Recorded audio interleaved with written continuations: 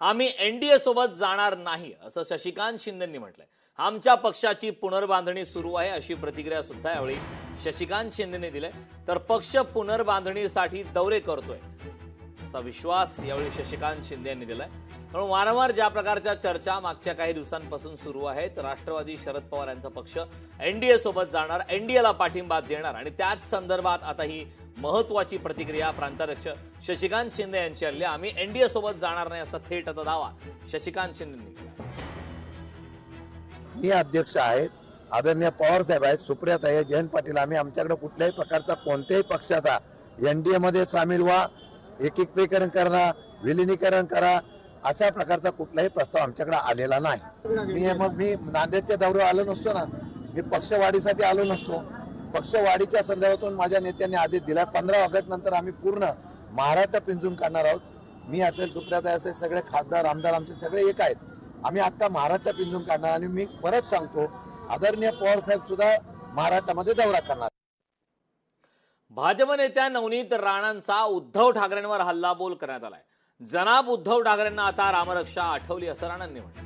अयोध्येत राम मंदिर झालं तेव्हा तिथे का गेले नाहीत? ठाकरे रामरक्षा नाही पक्षरक्षा करतायत असं नवनीत राणांनी म्हटलं. तुम्ही या, आपण एकत्र हनुमान चालीसा पठण करू असंही राणांनी म्हटलं. ज्यांनी दर्शन घेतले नाही एवढे भव्य मंदिराचं, देवाचं, तर ते रामरक्षा काय करणार आहे? रामरक्षा करत नाहीये जनाब उद्धव ठाकरेजी, ते पक्षरक्षा करत आहे. आणि आता जनाब लागल्यानंतर नावा पुढे, तर मला वाटतं त्याच्यासाठी काही ना काही ऑल्टरनेटिव्ह करायला लागेल. ते रामांची आठवण याच्यासाठी झाली की जेवढे आमदार चालले गेले, खासदार चालले गेले, आणि मी आणि माझा मुलगा फक्त पक्षात राहिले, ही परिस्थितीमध्ये काय करणार आहे उद्धव ठाकरेजी? राम मंदिराच्या मुद्द्यावरून गृहराज्यमंत्री योगेश कदम यांनी उद्धव ठाकरे यांच्यावर टीका केली.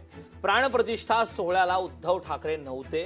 राम मंदिरासारख्या विषयांसही ठाकरेंकडून राजकारण करण्यात आलंय. प्रभू श्रीरामांच्या नावाचा केवळ राजकीय वापर होऊ नये असं योगेश कदम यांनी म्हटलं. बघा, खरं तर ज्या वेळेला राम मंदिराची निर्मिती झाली, प्रभू श्री रामचंद्राची जेव्हा तिथे स्थापना झाली, त्या दिवशी उद्धव त्या ठिकाणी गेले नाही. त्यांना प्रभू श्री रामचंद्रांच्या पेक्षा जास्त त्यांना इगो मोठा वाटला आणि म्हणून राजकारण करून ते त्या दिवशी तिकडे गेले नाही. जी व्यक्ती मंदिराच्या बाबतीत राजकारण करते, खरं तर शिवसैनिकांनी राम मंदिराकरता स्वतःचं रक्त वाहिलेलं आहे. ह्याच्यावर लक्षात येतं की त्यांची नक्की भूमिका काय आहे. म्हणून प्रभू श्री रामचंद्रांच्या नावाने फक्त राजकारण करायचं. एक ब्रेकिंग न्यूज पाहूया. किशोरी पेडणेकर यांनी रामदास कदम यांच्यावर हल्लाबोल केला. तुम्हाला रामावर बोलण्याचा अधिकार नाही असं किशोरी पेडणेकर यांनी म्हटलंय. तर माजी महापौर किशोरी पेडणेकर यांनी रामदास कदम यांच्यावरती हल्लाबोल केला. रामरक्षा का रामदास कदमच्या बापाने लिहिली आहे. हे बोलायला कोणी दिला त्यांना अधिकार? अरे आधी तुला बोलता येते का? बघ, काही बोलता म्हणजे तुम्हाला अभय आहे केंद्रापासूनचं, म्हणून काही करा राहो, लाज बाळगा. सोनम वांगचुक यांनी आंदोलन मागे घ्यावे. गृहराज्यमंत्री योगेश कदम यांनी आवाहन केलंय. पेपर फुटीच्या घटनेच्या सखोल चौकशीची मागणी यावेळी करण्यात आली.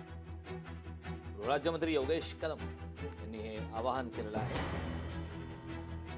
त्यांनी ही गोष्ट केली, त्यांच्यावरती आपण कारवाई करत आहोत. त्यांच्यावर आणि ह्याच्यामध्ये अजूनही तपास चालू आहे. याच्यामध्ये अजूनही चाचणीमध्ये कोण मिसिंग असेल त्यांच्यावरती कारवाई होणार आहे. मला वाटतं माझी त्यांना वैयक्तिक विनंती असेल की आपण हे त्यांनी आंदोलन, म्हणजे सोनम वांगचुक यांना माझी विनंती असेल की आपण हे आंदोलन आपण मागे घ्यावं आणि ह्यामध्ये जे काही नीटचा पेपर फुटला आणि तरुणांचं जे काही नुकसान झालेलं आहे, नक्कीच त्यांना पुन्हा संधी मिळालीच पाहिजे. परंतु अशा गोष्टी पुन्हा घडू नये ह्यासाठी उपाययोजना करण्यावरती मला वाटतं आपले जे काही सुधार असतील त्या आपण द्या. त्याच्याबद्दल आपल्या काय आयडियाज असतील त्या आपण पुढे आणल्या पाहिजेत. याचं राजकारण करणं म्हणजे तुम्ही राजकीय पोळी घालण्याचा प्रयत्न करा. लोकशाही मराठी ऐका, पहा, जागरूक रहा.